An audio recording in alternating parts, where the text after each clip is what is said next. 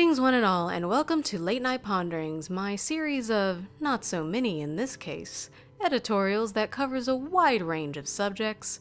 Today's subject, from Hamtaro to Plato, exploring love through hamsters and philosophy. I know the title is what got you in here, and let me tell you, it does not make any more sense from here. Yes, this is a video talking about a silly little hamster franchise alongside the concepts of love popularized by a bunch of really dead guys. I do weird subjects like this on occasion on this channel, so feel free to subscribe if you please. I digress. I've been a big fan of the Hamtaro games since I was a kid, and I was a fan of the Goofy show that aired in the 2000s over here in North America. If you're wondering what that has to do with love, well, guess what? Hamtaro Ham Heartbreak is a game that's all about love, and how a little gremlin named Spat hates all love and wants to break it up. The thing is about Ham Heartbreak is that they don't just mean romantic love, they mean all kinds of love, which is where the concepts of love, popularized by the Greeks, come into play. Agape, Eros, Philia, Storge, and Philothea. All of these are words for concepts of love according to the ancient Greeks, and they're spoken across the ages. There are three others that could also fit in this group, which is pragma, xenia, and ludus. But cards on the table, the examples I can think of for them would overlap with other examples or wouldn't make any sense in my brain. The important thing is you can find all of the aforementioned 5 love concepts in Ham Heartbreak, only not always in the most straightforward way. I won't be covering every relationship in this 9.5-hour game, 10 hours if you're a completionist, because I don't need to make my point. If the more hardcore ham enthusiasts have an issue with that, feel free to comment and then also make a Hamtaro video essay. See what that does for your sanity. It did wonders for mine. Anywho, let's get this party started. It's Hamtaro time! Agape. Agape is characterized by unconditional love, a selfless and sacrificial love. Modern interpretations of it really go for that sacrificial part of it. Religious texts such as the Old Testament and the New Testament often translate it as love not only between people, but between God and his people. But this is a video about hamsters and how they represent the concepts of love, and I think that if we remotely try to parse together whether or not these rodents are religious, I think it would be too much for everyone, and I'd be reenacting that scene from Scanners with my audience, and I'd rather avoid that if I can. Yeah, that scene. Not only that, but I think for a relationship to work and be functional, if we are going by the concepts of love presented in this video essay alone, I think agape, a selfless love, needs to be a part of that. In From Eros to Agape, a multidisciplinary perspective on love, Elena Nedelcu states, Robert Sternberg proposes a triangular theory of love based on 3 components: passion, intimacy, and commitment. Intimacy involves feelings of closeness and connection. Passion involves feelings and desires that generate physical attraction, romance, and sexuality. Commitment involves traits that cause a person to stay with someone and to move toward common goals. So we're sticking with unconditional love for this one. Now, I don't think that this is much of a contest, and I think that the love between Hamtaro and Bijou is the best fit for this. Because this is a game for children, they obviously don't get into the horrors of how hamsters actually are when they are in love, quote unquote. But since these little critters are anthropomorphized to Valhalla and back, they show things more humanly. You can see their relationship as a cute interpretation of romantic love, which you could argue could potentially go under Eros, but it doesn't quite fit if you consider their actions. Throughout the entire story, Hamtaro and Bijou go out of their way to help hamsters around them.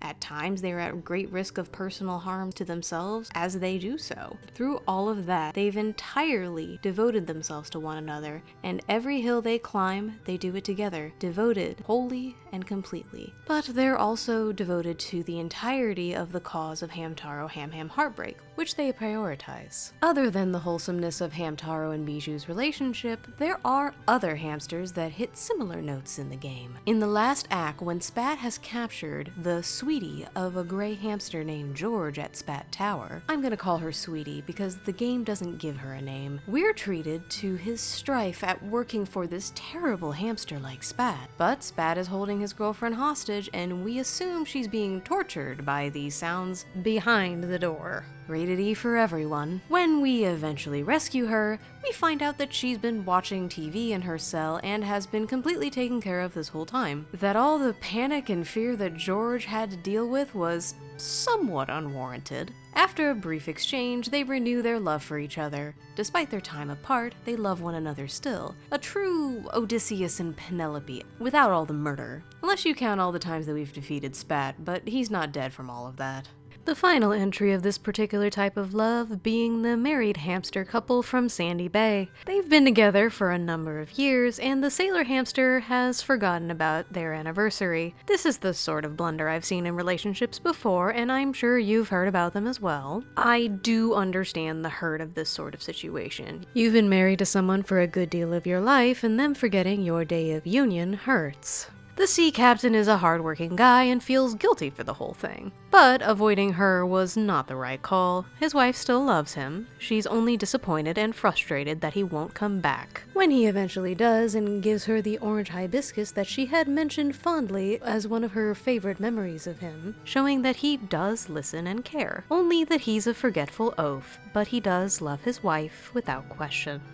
Eros. The Greeks defined it as a passionate or sensual love, like Eros and Psyche in the Greek myth. Now, before you start to tell me of your horror stories about two hamsters that you had one time that made 1,000,000 babies, that specific aspect of Eros is not what I'm going for here. Hilariously enough, Sigmund Freud was one of the ones who desexualized Eros to a degree, which if you know anything about Freud, you know how strange that sentence is coming out of my mouth. Eros was also believed as a drive or a will to live for him, not only for reproductive reasons, but also to combat death by sheer willpower. The Eros we're coming from is equated to more of a love at first sight, or even a love sickness. Think Paris with Helen of Troy. Let's go back to Master Plato for a moment, the more idealistic version of Aristotle. He viewed Eros as being possible without physical affection, that you could appreciate the beauty on the outside as well as the person within. He viewed it in the metaphysical sense of beauty being forever and more eternal than only the physical bodies of man.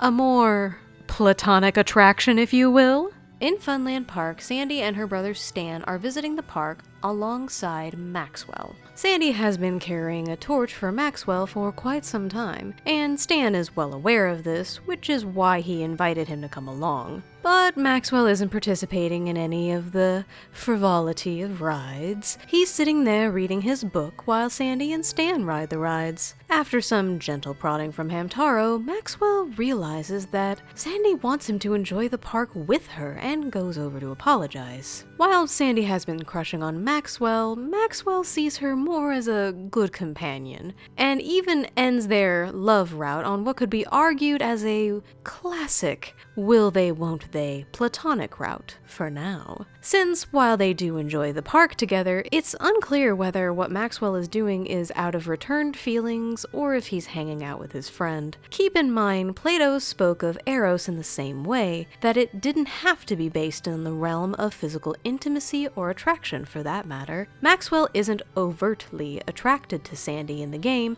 but is happy to be with her. You could also argue that it took all of his willpower to actually give in to the needs of another, despite not having any proclivities to do so sooner in his life. But that is what love is it not? One of these hamsters has an entirely physical level attraction, and the other has a more platonic one. And then there's Stan. Don't ever change, Stan.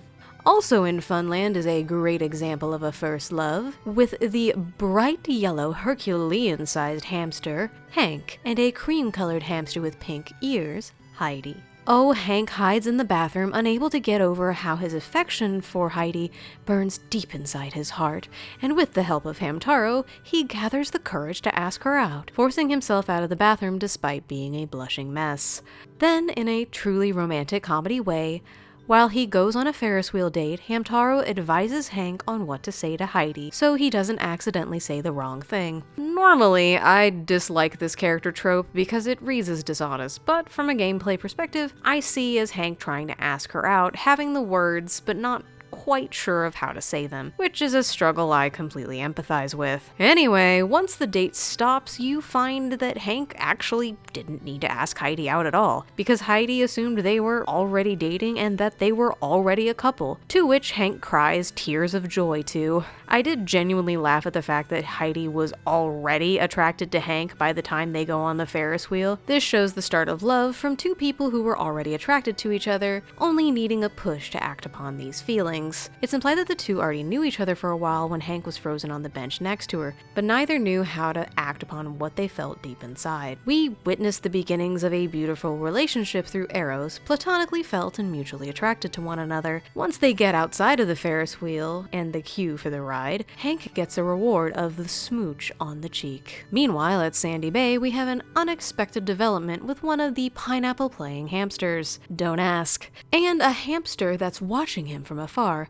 At first, we see a more cream-colored hamster give us a love note to give to the hamster with the blue tail, and we get to tell him who it's from. He rushes over there once he received his love note, only to be surprised to learn that it's from the gray hamster that's barely able to get a word out otherwise. But she's absolutely smitten with him. If there is any example of obvious physical attraction and Eros-like obsession with beauty, it is from the gray hamster at Sandy Bay, snuggling up to her unsuspecting new beau, absolutely enamored with his beauty, and him going with the flow. What's funny about this one to me is that if there was one of these that I would compare to a pseudo-Eros and Psyche story, it'd be this one, just without all the trials and a jealous goddess. In a tutorial-friendly example, Oxnard and Pepper aren't the type of couple who fights, from how the game presents them, but with a simple understanding, they are, for the briefest moments, torn asunder by the dastard spat. But thanks to Hamtaro and Bijou, they are reunited once again. While they don't play a large role in the first segment of the game, they do serve as a wonderful tutorial for one of the many types of love that we end up looking at.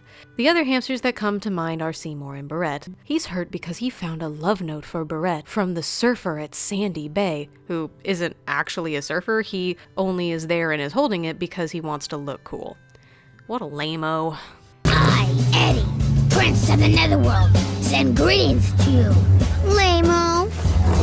In reality, it is all a dramatic ruse by Spat in an attempt to break up their love. He left a note to get Seymour jealous and claimed to Barrett that Seymour was actually kidnapped and held hostage by Spat, only for her to risk her life to try to save him, getting kicked out onto open water on only a plank of wood. All while Spat gleefully claims from shore that the one hamster that she loves won't save her. Of course, that isn't true. Despite being heartbroken by the aspect of Barrett finding another, Seymour does spring into action once he thinks that she's in danger. He swims out there to save her, and they clear up all their misunderstandings, picking up where they left off.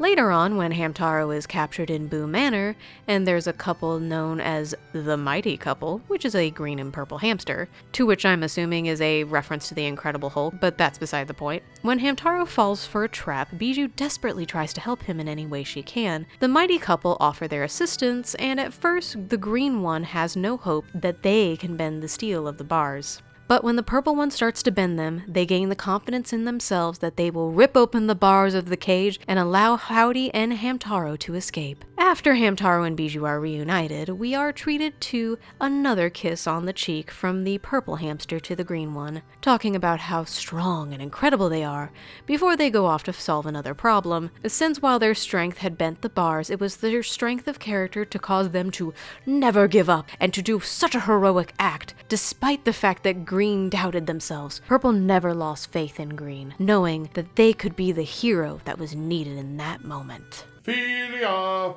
Aristotle often defined philia as a strong brotherly love for someone. Its direct translation is often used for friendship and applies to relationships that are familial in nature. It was Aristotle's belief that we could not live without friends, or at least would not choose to live without them. As a direct quote from Nicomachean Ethics states, After what we have said, a discussion of friendship would naturally follow, since it is a virtue, or implies virtue, and is besides most necessary with a view to living. For without friends, no one would choose to live, though he had all other goods, even rich men, and those in possession of office and of dominating power are thought to need friends most of all. For what is the use of such prosperity without the beneficence which is exercised chiefly and in its most laudable form towards friends? Now, you must be wondering how this applies to these funny little hamsters. Well, let's start with Dexter and Howdy. Dexter and Howdy have a friendship that's certainly familial in nature. They act like brothers that have some sort of rivalry and are seldom seen without one another. In almost every piece of media that these two are in, they are always fighting in some capacity, usually over Pashmina if we go by the first 2 seasons of the anime. The two went to Boo Manor, which is meant for duos and sometimes couples, and promptly Howdy fell into a trap. The same one that Hamtaro falls into. When playing as Bijou, we have Dexter beside himself with worry, and during his search to free Howdy, he promptly falls in another trap, a coffin that he can't get out of. After Howdy is free and learns of Dexter's predicament, he flies into a frenzy, desperately trying to figure out how to get his bestest friend out of the coffin. When we rescue him, they check to see if the other is okay before berating one another for getting caught in such an easy trap in the first place. But it can't be understated with how worried they were at each other, to the point where, while they may disagree, no one can deny the fact that they are close friends, practically brothers in the way that they act. They are worried about one another, and even in the closing credits, when they think about arguing, they resign themselves to getting along, even if it's only for a little while. The next brotherly duo isn't between 2 hamsters, but is, in fact, between a hamster and a monkey. Bog the hamster appears as an antagonist at first to our 2 lovebirds Hamtaro and Bijou, trapping them in a cage. Then they clarify why they're in the deep woods, and Bog started showing them around and showing them new techniques. He clearly learned from living in the jungle his whole life, being some sort of Tarzan and George of the Jungle XP. Bog helps us catch Cappy later on, after he mistakenly steals Cedric's hat, so Cappy can start his own friendship with Cedric over their very specific special interest, which is hats. Truly, Cappy is the Fred Jones of Hamtaro lore. There's always somebody for someone out there.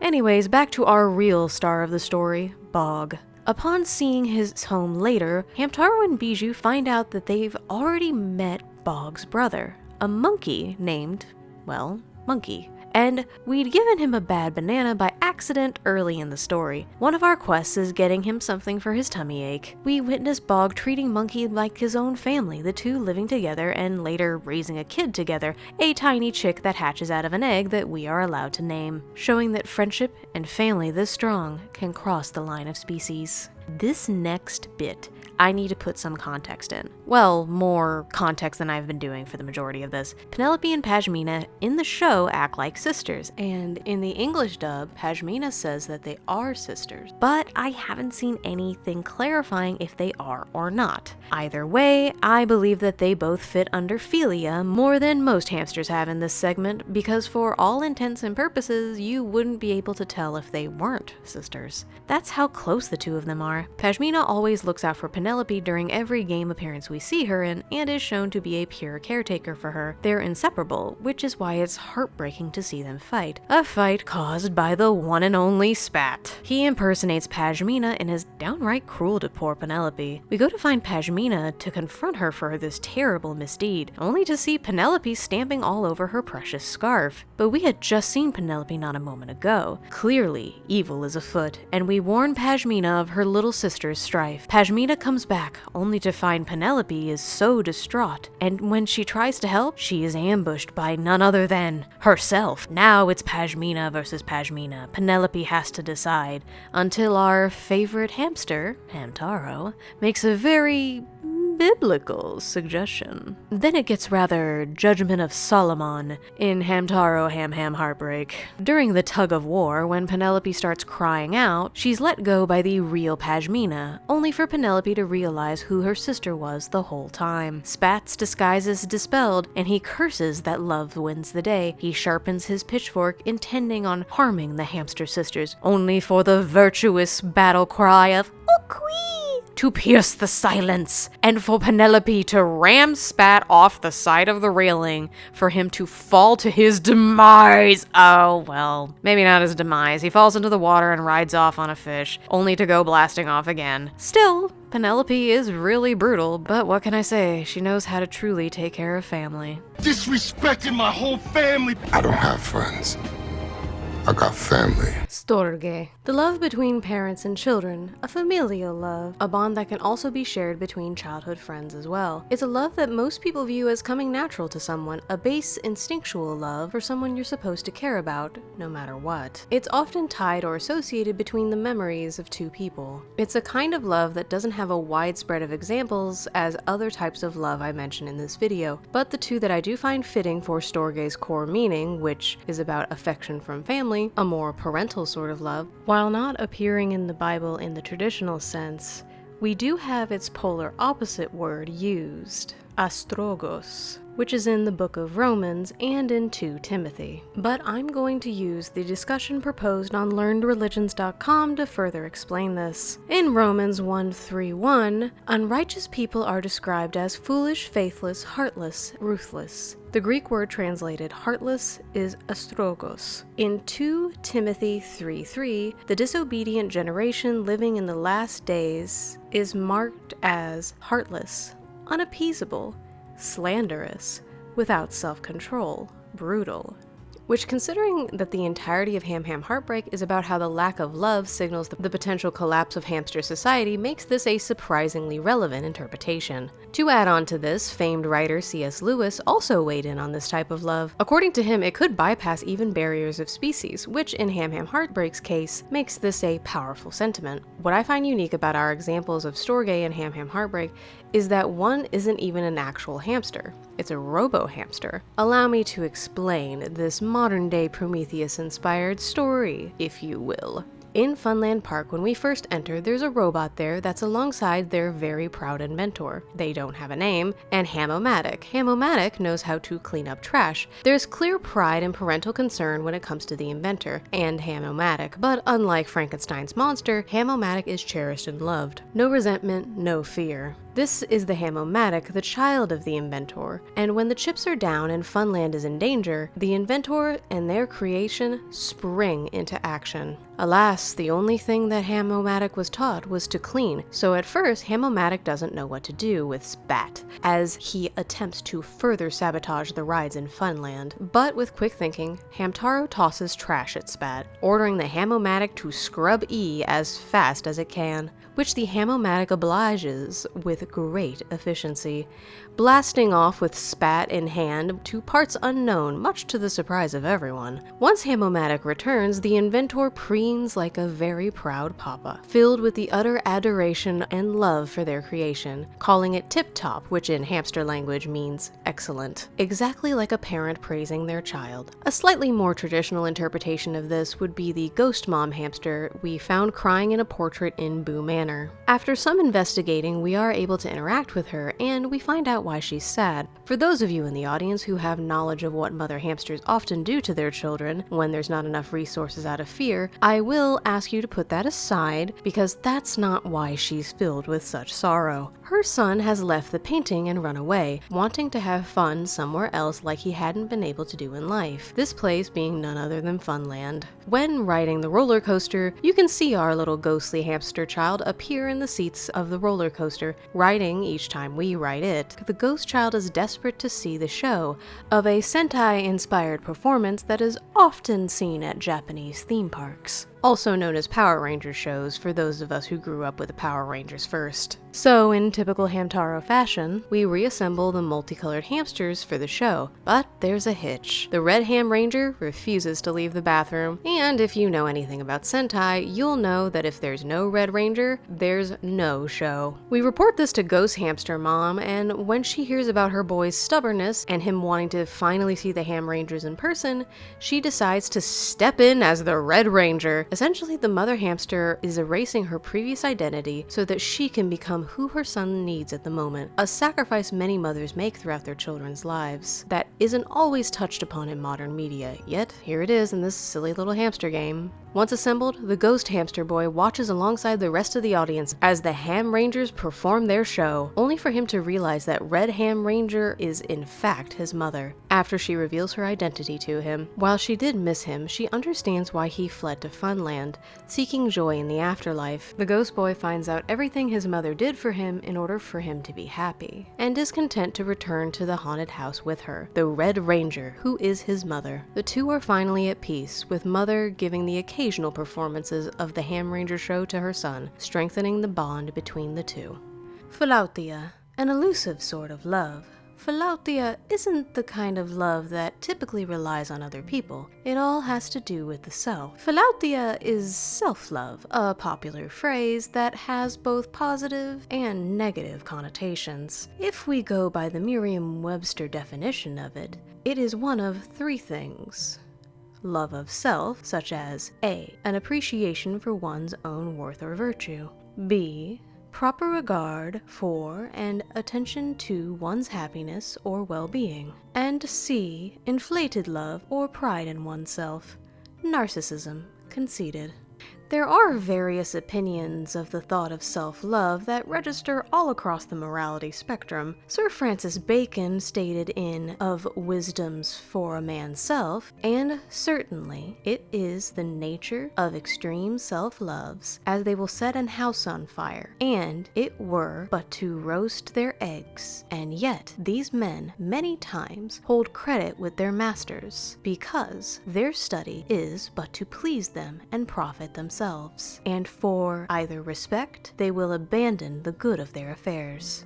On the opposite side of the spectrum, in a paper discussing Jean-Jacques Rousseau's works, it is stated, Rousseau attributes to all creatures an instinctual drive towards self-preservation. Human beings, therefore, have such a drive, which he terms as amour de soi, self-love. Amour de soi directs us, first, to attend to our most basic biological needs for things like food, shelter, and warmth. Since for Rousseau, humans, like other creatures, are part of the design of a benevolent creator. They are individually well equipped with the means to satisfy their natural needs. Alongside this basic drive for self-preservation, Rousseau posits another passion, which he terms piety, or compassion. Piety directs us to attend to and relieve the suffering of others, including animals, where we can do so without danger to our own self-preservation. That said, Rousseau was opposed to self-love in excess. The point still stands, but I wanted to clarify for any Rousseau fans out there in my audience. I will say that this particular concept of love was hard to assign to any of the Ham-Hams or even the side characters, at least not in a balanced way. And yet, two characters that act as an active foil to one another, one of which is the main antagonist, and the other trying to actually stop the antagonist by, of course, employing other hamsters to stop them. Embodiments of Philautia on opposite sides of Ham-Ham Heartbreak's conflict. Who are they, you might ask? Spat and Harmony, two sides of the same coin. Spat is a character we are introduced to through his actions in Ham-Ham Heartbreak. The first we see of him is in a dream that Hamtaro is having, where we witness him destroying people's love only for Spat to come charging at Hamtaro. The next time he appears is at Sunny Peak, where it's confirmed that he's not in fact a hamster that only exists in dreams, but but he is a flesh and blood devil hamster in a devil costume. One who's actively trying to force others to be unhappy. He says he despises love and will do whatever it takes to destroy it. He's doing this not out of a need for revenge or a complex childhood trauma. Like many modern villains, he's effectively a flat, cartoonishly evil hamster who's attempting to destroy the love of others, only because he wants to, and it gives him joy. He loves no one but himself, though I'm skipping ahead in the script. Let's talk about Spat's foil a little. Harmony's introduction happens upon the return to the Ham Clubhouse, after we find Bijou and we first encounter Spat. We regale Boss with what happened at Sunny Peak, only for a hamster in angel wings to walk in after us. Since we picked up the love meter, Harmony implores us to take on the task of healing all of the destroyed loves across the map to gain enough energy to defeat Spat. Otherwise, she can't go home, promptly inviting herself to stay at the Ham Clubhouse, without so much as asking Boss if she was allowed to stay. At her core, Harmony is a quote-unquote good hamster. She's kind, wants to help others, and is distressed with Spat destroying other hamsters' love. At the core of it, Harmony is doing what is best for hamster kind. The funny thing is she doesn't actually do anything except for dump exposition on us and give us new words for the Ham dictionary. Both she and Spat have similar introductions where they simply say their nature, their motivations, and then they leave. Even down to their little outfits, the two show similarities that'll become clear as I explain further. The return to Sunny Peak opens up the world and allows Hamtaro and Bijou to go and try to solve hamster-related relationship problems with no Spat in sight at first. That is until we get to the peak of Sunny Peak, and we find that Spat has actually kidnapped a pinkish-red hamster, holding them hostage to keep them away from their friend who is at the bottom of the peak, speaking about how worried he is, going so far as to refusing food until his friend is safely returned to him. Spat proudly proclaims that he's not nice and he can't be friends with everyone, as you insist that you and him are pals. Only for him to scurry off the bridge and nearly fall if it wasn't for his wings. As he slowly flies away, Hamtaro and Bijou are able to free the trapped hamster, solving this situation without violence. I've gone over some of Spat's crimes with other hamsters, but a highlight of his selfish attitude is at the end of Boom Manor, where, contrast to his other appearances, he didn't kidnap anyone or make an appearance until the very end. Why? Because he wanted to take the prize for himself. This had nothing to do with separating people's loves. He only wanted to take something for himself because he felt like he deserved it. The spooktacular prize was the satisfaction that the couple had gotten this far, and the knowledge that they worked together as well as they did. After learning this, Spat crashes out about this and starts stabbing the ghost with the most with his little pitchfork. With some helpful encouragement by our dynamic duo, the host turns into a cat and scares Spat off. Yet, I found this whole affair being very telling of Spat's overall narcissism within the narrative. If you compare this to Harmony's actions, they make her look immensely better by comparison. Harmony, whenever you visit the Ham Clubhouse after doing an event, she tells you that Spat has moved, and then talks about how we can handle it, goes back upstairs and lays on the bed kicking her little hamster feet. No help, no magic power, only an angelic hamster waiting for two completely normal hamsters to save the day. At best, she'll give you a new word. At best. It makes them seem awfully similar, does it not? If you don't see it yet, my dear viewers, then trust me, you will soon. Oh yeah, it's all coming together. At the end of the game, when we put 3 magical gems inside of a pedestal and remove a magic spoon that you assume is going to fight Spat in a Legend of Zelda sort of way. But no, it becomes the sacred catapult that launches both Hamtaro and Bijou into the castle. Then, once we solve a sliding puzzle, we face him in his lair, with him leaping inside of his giant head. The robotic one, that is. We dig giant robots, but I can't say that I expected one as a child when I played this game.